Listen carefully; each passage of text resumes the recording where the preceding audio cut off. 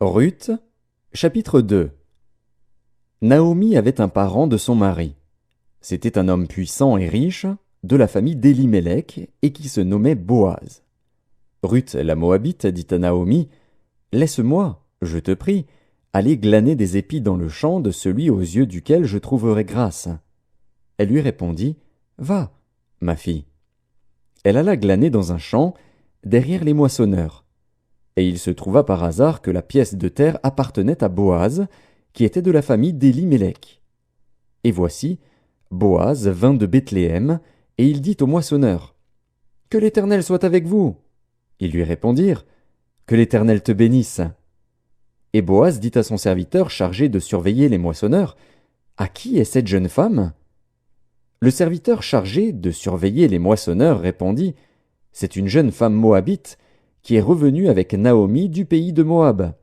Elle a dit, « Permettez-moi de glaner et de ramasser des épis entre les gerbes, derrière les moissonneurs. » Et depuis ce matin qu'elle est venue, elle a été debout jusqu'à présent, et ne s'est reposée qu'un moment dans la maison. Boaz dit à Ruth, « Écoute, ma fille, ne va pas glaner dans un autre champ, ne t'éloigne pas d'ici, et reste avec mes servantes. Regarde où l'on moissonne dans le champ, et va après elles. J'ai défendu à mes serviteurs de te toucher.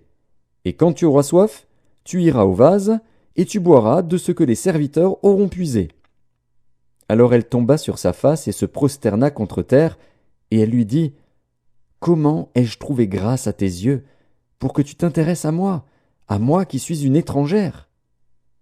Boaz lui répondit, « On m'a rapporté tout ce que tu as fait pour ta belle-mère depuis la mort de ton mari, et comment tu as quitté ton père et ta mère et le pays de ta naissance, pour aller vers un peuple que tu ne connaissais point auparavant. Que l'Éternel te rende ce que tu as fait, et que ta récompense soit entière de la part de l'Éternel, le Dieu d'Israël, sous les ailes duquel tu es venu te réfugier. » Et elle dit, « Oh, que je trouve grâce à tes yeux, mon Seigneur, car tu m'as consolé, et tu as parlé au cœur de ta servante. Et pourtant je ne suis pas, moi, comme l'une de tes servantes. » Au moment du repas, Boaz dit à Ruth, « Approche, mange du pain, et trempe ton morceau dans le vinaigre. » Elle s'assit à côté des moissonneurs. On lui donna du grain rôti. Elle mangea et se rassasia, et elle garda le reste. Puis elle se leva pour glaner. Boaz donna cet ordre à ses serviteurs, « Qu'elle glane aussi entre les gerbes, et ne l'inquiétez pas, et même vous ôterez pour elle des gerbes quelques épis, que vous la laisserez glaner, sans lui faire de reproche. » Elle glana dans le champ jusqu'au soir, et elle bâtit ce qu'elle avait glané. Il y eut environ 1 épha d'orge. Elle l'emporta et rentra dans la ville, et sa belle-mère vit ce qu'elle avait glané. Elle sortit aussi les restes de son repas, et elle les lui donna. Sa belle-mère lui dit, « Où as-tu glané aujourd'hui, et où as-tu travaillé? Béni soit celui qui s'est intéressé à toi. » Et Ruth fit connaître à sa belle-mère chez qui elle avait travaillé. « L'homme chez qui j'ai travaillé aujourd'hui, dit-elle, s'appelle Boaz. » Naomi dit à sa belle-fille, « Qu'il soit béni de l'Éternel, qui se montre miséricordieux pour les vivants comme il le fut pour ceux qui sont morts.